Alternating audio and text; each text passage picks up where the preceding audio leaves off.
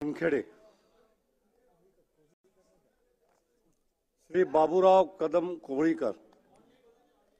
अध्यक्ष महोदय, सन 2024-2025 च्या पुरवणी मागणीवर चर्चा करण्यासाठी मी उभा असून मला बोलण्याची संधी दिल्याबद्दल मी अत्यंत आपले आभारी आहे। मी कृषी विषयावर चर्चा करण्यासाठी पान क्रमांक 28 बाब क्रमांक 40 यावर माझे मत मांडणार आहे।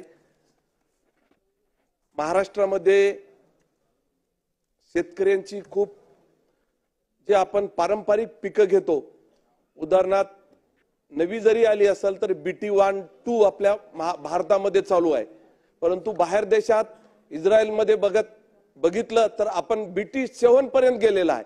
त्याच्यामुळे आपली जे उत्पन्नाची क्षमता आहे वारंवार पिके घेऊन अध्यक्ष महोदय ते कमी होत चाललेली आहे। याच्यासाठी शेतीच्या उत्पादन खर्च वाढलेला आहे, परंतु नवीन वाण येणं आपल्या इथं खूप गरजेचं आहे। याच्यासाठी BT7 बाहेर देशात जी चालू आहे त्याची सुद्धा मागणी करा। त्याचबरोबर सोयाबीन किंवा हे चणा आपण हरभरा म्हणतो, वारंवार तेच पीक घेऊन जमिनी नापीक व्हायलेल्या आहेत आणि आवरेजचं प्रमाण सुद्धा कमी झालेलं आहे। याच्यावर दुसऱ्या पिकाची जर बदल केली आणि असे नवीन वाण आले तर आपलं उत्पादन, त्याचबरोबर मला दुसरा शेतीशी निगडित असलेला विषय या ठिकाणी मी मांडू इच्छितो। माझ्या हदगाव विधानसभेमध्ये, हदगाव आणि हिमायतनगर विधानसभेमध्ये अतिशय जे पीक विमा कंपन्या आहेत त्रास देत आहेत।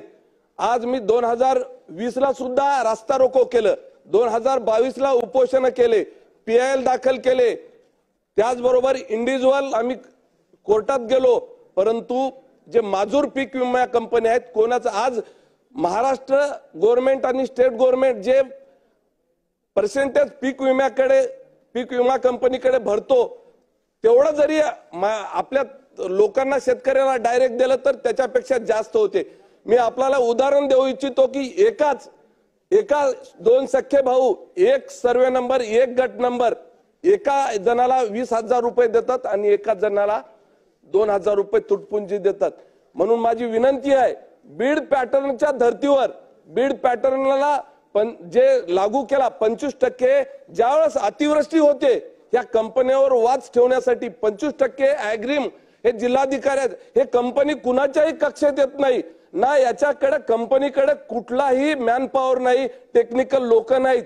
200-500 रुपये मजुरी देऊन बाजूच्या तालुक्यातले ज्यावेळेस आपली अतिवृष्टी होते, पूर्ण पिकं नष्ट होतात, बाजूच्या तालुक्यातले लोक आमच्याकडे पाठवतात आणि अधिकारी हो म्हणून गावातल्या लोकांकडून पैसे उकळण्याचं काम केलं। ज्यांनी पैसे दिले त्यांचंच फक्त नाव टाकून त्यांचेच ते पीक विमा मंजूर होते।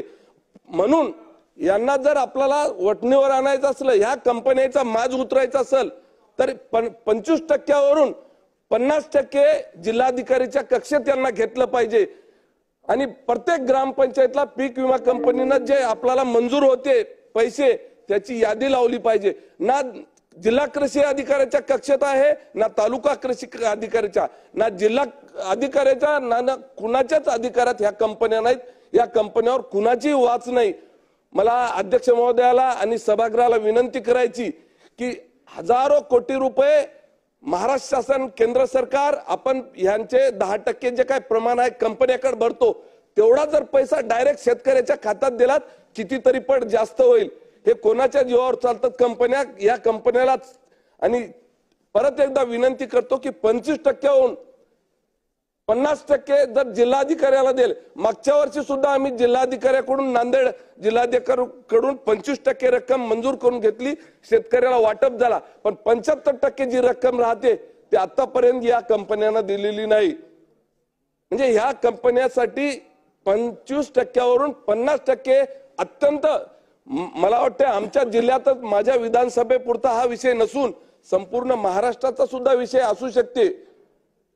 म्हणून कृपया मला अध्यक्ष महोदयाला विनंती करायची की 50% वर ॲग्रीम जिल्हाधिकाऱ्याच्या देऊन ज्यावेळेस अतिवृष्टी होईल त्यावेळेस तात्काळ शेतकऱ्याला मदत जिल्हाधिकाऱ्याच्या मार्फत दिल्या जाते। म्हणून 50% पर्यंत मर्यादा वाढाव, म्हणजे ऑटोमॅटिक 50% कंपनीच्या ताब्यात आणि 50% जिल्हाधिकाऱ्याच्या ताब्यात.